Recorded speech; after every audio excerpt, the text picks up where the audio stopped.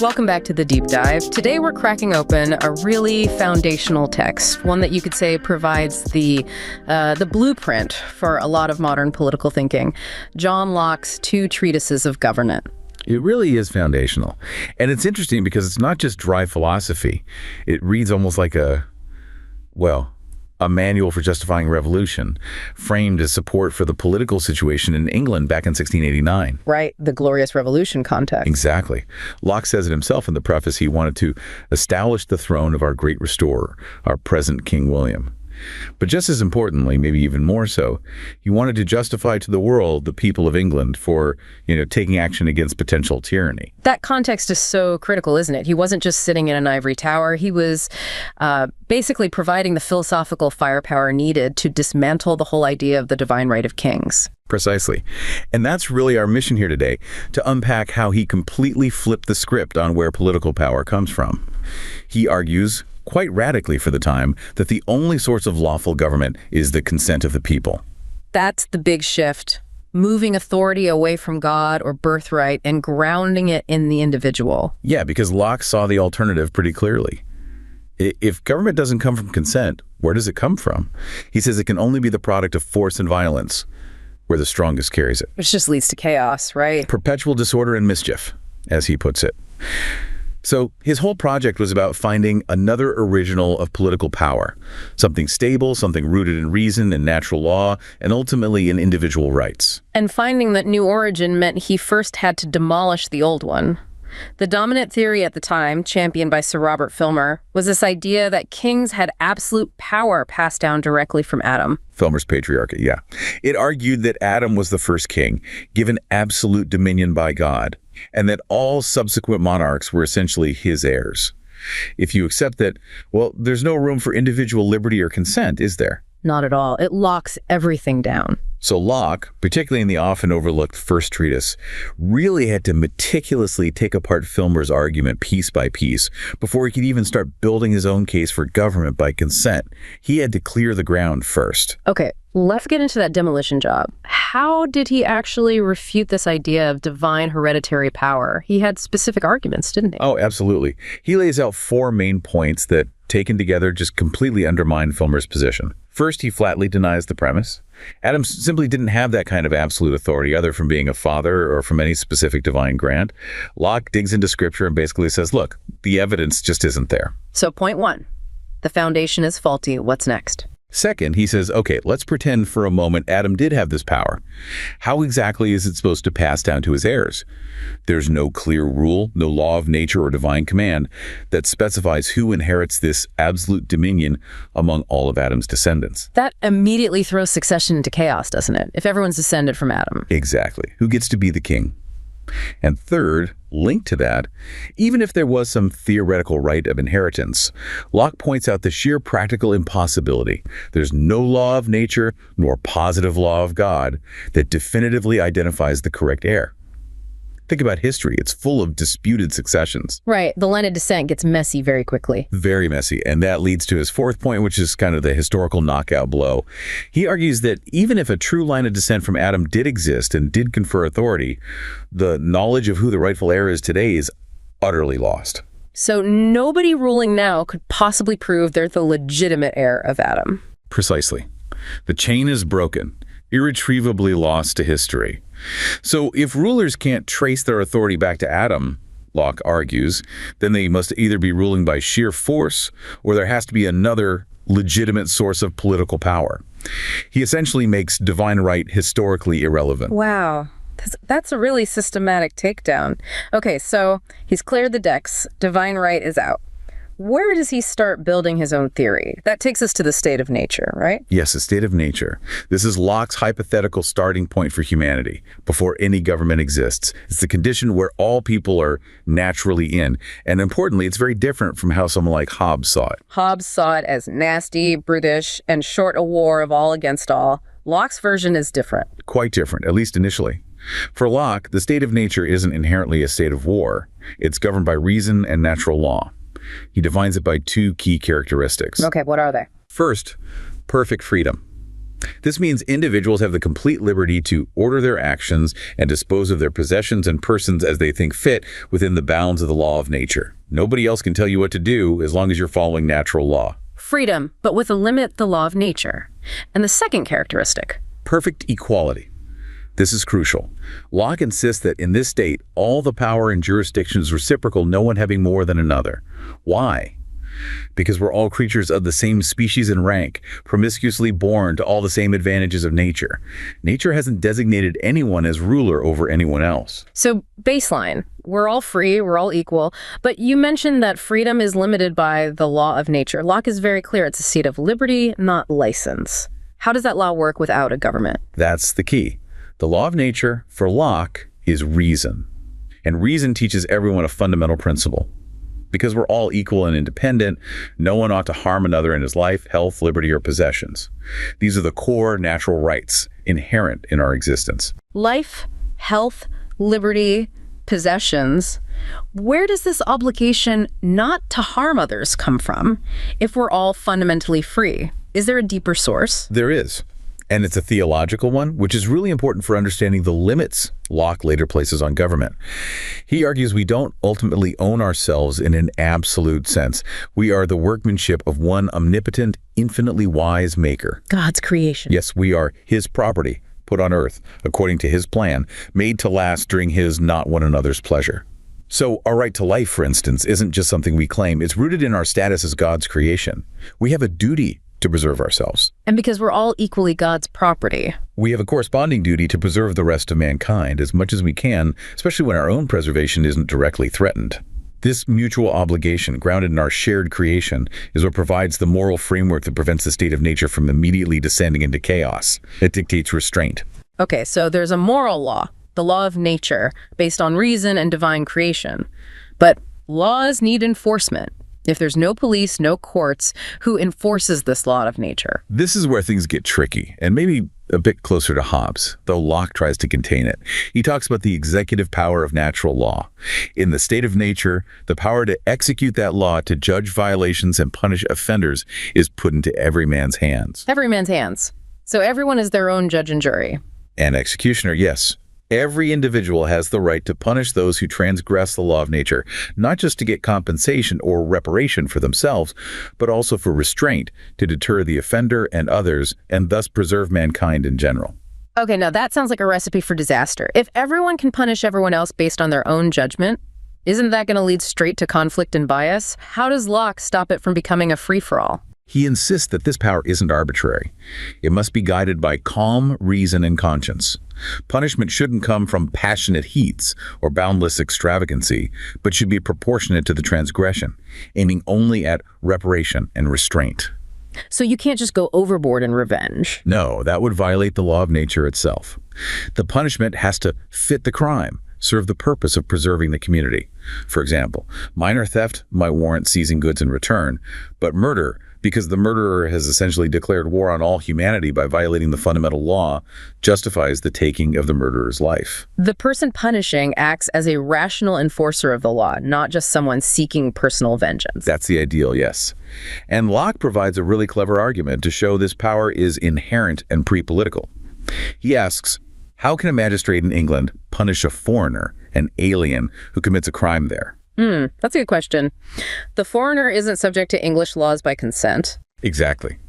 The alien hasn't agreed to be bound by English municipal law. So Locke says the only grounds on which the magistrate can punish him is by exercising that universal, natural right that every person possesses in the state of nature, the right to punish violations of the law of nature itself for the sake of preserving peace and order for all mankind. So the power to punish fundamentally exists before government, derived from natural law? That's his point. It proves that this executive power is inherent in individuals, not something created or granted by the state. And this whole framework, natural law, natural rights, the power to enforce them naturally leads us to what those rights are protecting, which brings us squarely to property. This is huge in Locke, isn't it? But it's maybe not quite what we think of today. Hugely important, yes. And you're right, we need to be really clear about his definition. When Locke talks about why people form governments, the preservation of their property, he's using property in a very broad sense. What does it include? It's an umbrella term covering lives, liberties, and estates. So, property, for Locke, is essentially synonymous with rights. Your life is your property. Your liberty is your property. Your material possessions, your estate, that's also your property. Government exists to protect all of these. Okay, so where does this property come from? Let's start with the most fundamental kind, the property in one's own person. That's the absolute starting point. Section 27. Every man has a property in his own person. This is something nobody has any right to but himself. It's the foundation of individual autonomy. Self-ownership. Exactly. And because you own your person, it logically follows, Locke argues, that the labor of his body and the work of his hands are also properly yours. Your effort, your actions belong to you. And that's the key to acquiring external property, right? This is his famous labor theory of property. How does he explain going from the earth being given to everyone in common to individuals claiming private ownership of parts of it, like land or resources? This is where the mixing labor idea comes in. The world and its resources are initially common. But when an individual takes something out of its natural state, say, gathers acorns, catches a fish, cultivates a piece of land, he hath mixed his labor with it. Okay. By adding something that is uniquely his own, his labor, he removes that thing from the common state and makes it his private property. The act of labor itself creates the title. You don't need everyone else's consent to pick up an apple that fell from a tree. Your effort makes it yours. That's quite elegant. Property isn't a gift from a king. It's earned through individual effort and initiative. Very much a merit-based idea. But importantly, Locke puts limits on this initial acquisition in the state of nature. It wasn't a free-for-all grab. What were the limits? Two main ones initially. First, you could only appropriate as much as you could actually labor on or improve. But second, and crucially, the spoilage limitation. You could only take as much as you could use before it spoiled. Ah, so you couldn't just hoard perishable goods indefinitely. Exactly. If you gathered more plums than you could eat or barter before they rotted, you took more than your share and wasted resources that others could have used. That violated the law of nature. This rule, Locke thought, naturally limited accumulation. And did it also ensure there was enough left for others? That was the other proviso tied to it. This system worked as long as there was enough and as good left in common for others. In the early stages, with abundant land and resources, one person taking a plot didn't really harm anyone else. These limits kept things relatively fair. But that fairness, that relative equality based on labor and non-spoilage, it doesn't last, does it? What changes the game? Money. This is where Locke explains the transition to significant inequality even before formal government exists. How does money overcome the spoilage limit? He points to things like gold and silver. These metals don't spoil. They have value, he says, not intrinsically, but only from the consent of men. People tacitly agree to accept them in exchange for perishable goods. Okay, so you can trade your surplus apples, which would spoil, for gold coins, which won't. Precisely. And because the gold doesn't spoil, you haven't violated the spoilage rule by accumulating it. This allows a person to effectively possess the value of more land than he himself can use the product of, because he can sell the surplus produce for durable money. So money allows for potentially unlimited accumulation of wealth. Yes. And Locke argues this happens through a tacit and voluntary consent to the use of money. People agree to this system even in the state of nature, which leads to a disproportionate and unequal possession of the earth. And crucially, because this inequality arises from tacit consent before government, the protection of this unequal property becomes one of the very reasons people form governments. Exactly. The government is then instituted in part to protect the property rights, including these unequal possessions that arose naturally through labor and the invention of money. Okay, so we have individuals, free and equal, governed by natural law. They can acquire property through labor, and money allows for inequality. But you mentioned earlier that enforcing the law of nature is problematic. Is that why they leave this state? That's the core reason. Despite the perfect freedom, the enjoyment of rights in the state of nature life, liberty, estate is very uncertain and constantly exposed to invasion by others. Why uncertain? What are the specific problems? Locke calls them the inconveniences of the state of nature. The main issue is that when every person is their own judge, bias is inevitable. He says, self-love will make men partial to themselves and their friends. And on the flip side, ill nature, passion, and revenge will make them punish others too harshly. So no impartial justice. No impartial justice and no reliable enforcement. The result, Locke says, is that the state of nature becomes full of fears and continual dangers. Even though you have rights, you can't securely enjoy them. So despite its theoretical freedoms, it's practically quite insecure, and that insecurity drives people to seek something better. Exactly. The desire for security, specifically the security of their property in that broad sense, is what motivates people to give up some of their natural freedom and unite into a political society. What does Locke say is the primary purpose then, the main goal of creating a government? He's incredibly clear and direct about this. The great and chief end, therefore, of men's uniting into commonwealths and putting themselves under government is the preservation of their property. That's the fundamental job description for any legitimate government. To achieve that preservation, what specifically was missing in the state of nature that government needs to provide? He outlines 3 key deficiencies, doesn't he? Yes, the famous 3 wants, which really explain the necessary functions of government. First, the state of nature wants or lacks an established, settled, known law. But isn't the law of nature known through reason? It is, but people, being biased or ignorant, might misinterpret or ignore it. So society needs a common standard, agreed upon and publicly known, to be the measure of right and wrong. A legislature provides this. Okay, so first, clear laws. What's the second what? Second, it wants a known and indifferent judge. Someone with the authority to settle disputes, according to the established law. Without an impartial judiciary, every conflict risks escalating, potentially back into a state of war. Makes sense. Laws need a fair interpreter. And the third? Third, the state of nature often wants power to back and support the sentence when right, and give it due execution. Even if you know the law and get a fair judgment, the person wronged might not be strong enough to enforce the ruling against an offender. Society needs collective power and executive branch to ensure judgments are carried out. Known laws, impartial judges, and the power to enforce judgments. These are the things people seek when they leave the state of nature. They are precisely what people give up their natural executive power to gain. They transfer the right to judge and punish to the community as a whole or to institutions created by it. And this act of transferring power, of uniting into a community, this brings us right back to the core idea, consent. How does that process work? It is, for Locke, the only legitimate way government can begin.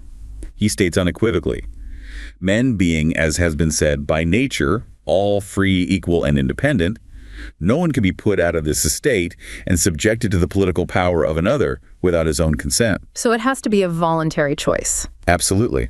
People must actively agree with other men to join and unite into a community for their comfortable, safe, and peaceable living one amongst another in a secure enjoyment of their properties.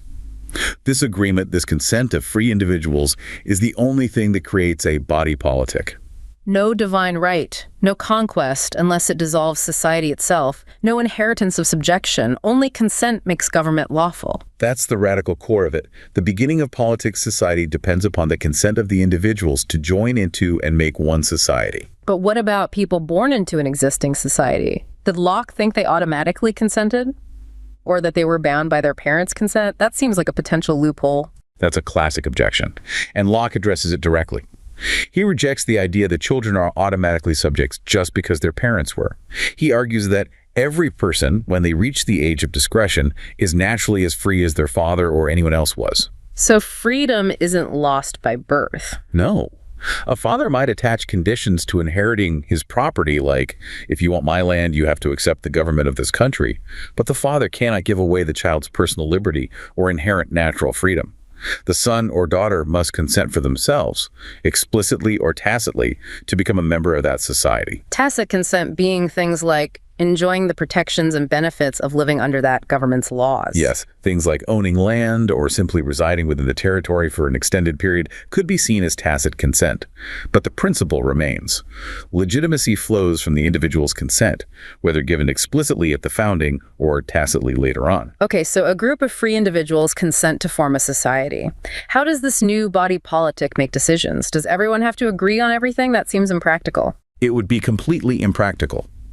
Locke argues that once the society is formed by initial consent, it must act as one body, and like any physical body, it needs a single will to direct it. That will, he says, must be the will of the majority. Why the majority? For practical reasons. If the society required unanimous consent for every action, it would constantly be paralyzed. People get sick, have other business, disagree. Achieving unanimity is impossible. The social contract would signify nothing and dissolve instantly if it depended on every single member agreeing to every law or decision. So, by consenting to join the society, you are implicitly consenting to be bound by the decisions of the majority. That's the argument. The act of incorporation includes the agreement that the majority's will represents the will of the whole body. Otherwise, the community simply couldn't function. Okay, society is formed by consent, acts by majority rule, all for the purpose of protecting property, life, liberty, estate.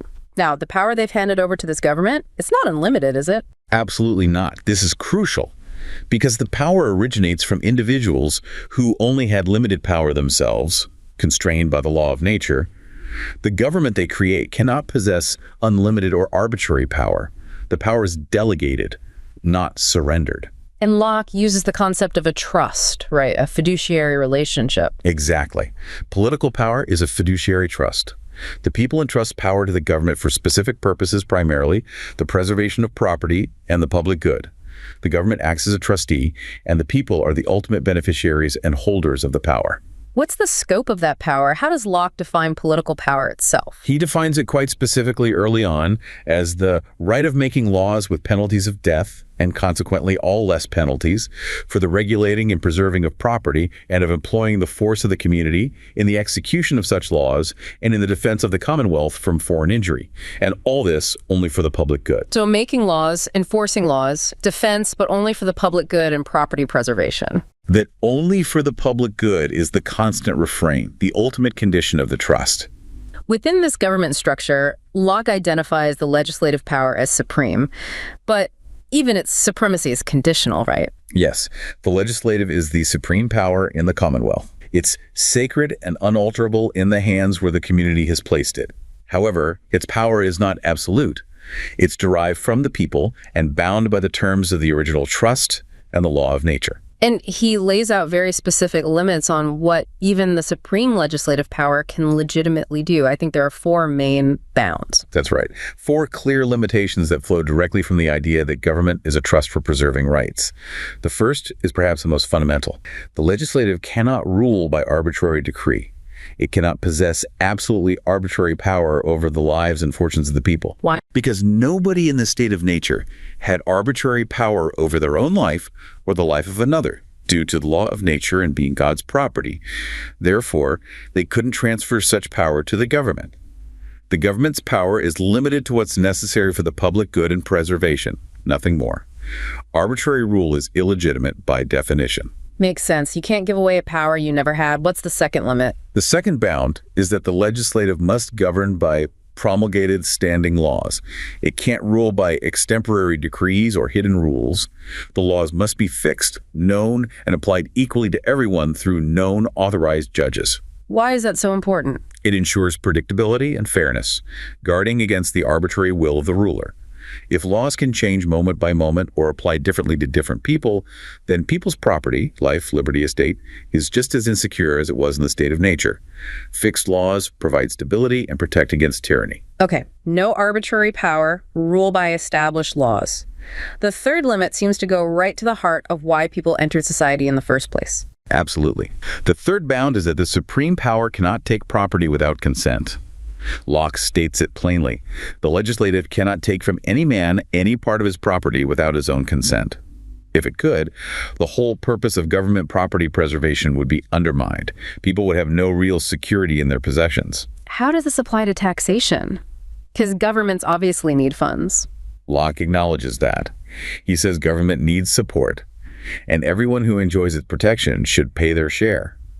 But taxation must be with his own consent, i.e. the consent of the majority, giving it either by themselves or their representatives chosen by them. So no taxation without representation, essentially. That's the principle, yes. Levying taxes without the consent of the people or their elected representatives is a fundamental violation of the right to property and a breach of the governmental trust. He has that great analogy about the military commander, doesn't he? It's a brilliant illustration. He says even a general who has absolute power of life and death over his soldiers for military discipline, he can command a soldier to march into the cannon's mouth. absolutely cannot command that soldier to give him 1 farthing of his money. Why the distinction? Because the general's power, however absolute in its domain, military necessity, is strictly limited to the purpose for which it was granted. Disposing of the soldier's private property has nothing to do with military command. Taking property requires the soldier's consent, just like any other citizen. Power is compartmentalized based on purpose. That really highlights the fiduciary nature power is only legitimate for its intended end. What's the fourth and final limit on the legislative? The fourth bound is that the legislative cannot transfer its lawmaking power to any other hands. It received its power as a delegation from the people. The people chose that specific body, structured in that specific way, to make their laws. The legislature is merely a trustee and cannot give away the authority entrusted to it, say, to the executive or some other group. So the power ultimately stays with the people and is only loaned conditionally to the legislature they establish. Precisely. The delegation is specific and non-transferable by the delegate. And to further safeguard against the abuse of power, even within these limits, Locke advocates for separating the legislative and executive functions, right? Yes, he sees the separation of powers as a practical necessity. He warns it would be too great a temptation to human frailty apt to grasp at power if the same persons who make the laws also had the power to execute them. What's the benefit of separating them? 2 main things. First, it prevents those in power from exempting themselves from the laws they make or tailoring the laws for their own advantage during execution. Second, and relatedly, it ensures the lawmakers are themselves subject to the laws they pass. This gives them a new and near tie to ensure they make laws that are truly for the public good. So we have a government founded on consent, acting by majority, strictly limited by a fiduciary trust, internally divided. But what happens when those limits are breached? When the government breaks the trust? This is where Locke introduces the ultimate safety valve, the people's final authority. He argues that because the power was only entrusted, the people retain a supreme power to remove or alter the legislative when it acts contrary to that trust. The power reverts back to the people. Yes. The community perpetually retains a supreme power of saving themselves from the attempts and designs of anybody, even of their legislators, whenever they shall be so foolish or so wicked as to lay and carry on designs against the liberties and properties of the subject. The trust is forfeited, and power devolves into the hands of those that gave it. Now, Locke makes an important distinction here between the government dissolving and society itself dissolving. That's right. The dissolution of society is usually catastrophic, typically caused by foreign conquest and external force shattering the community itself. But the dissolution of government can happen from within, without society itself collapsing, leaving the people free to form a new government. And how can government be dissolved from within? What are the main ways the trust is broken? There are 2 primary ways. First, when the legislative is altered illegitimately. This could happen if, say, the executive prevents the legislature from meeting, or changes the rules of election without popular consent, or hands power over to a foreign entity. This dissolves the government because the legislature the people consented to no longer exists or functions as intended. Okay, so messing with the structure of the legislature breaks the deal. What's the second way? The second, and perhaps more common way, is when the legislative or the executive act contrary to their trust. How specifically does the legislative do that? The legislative breaches the trust when it invades the property of the subject. That means when it tries to make themselves or any part of the community masters or arbitrary disposers of the lives, liberties, or fortunes of the people.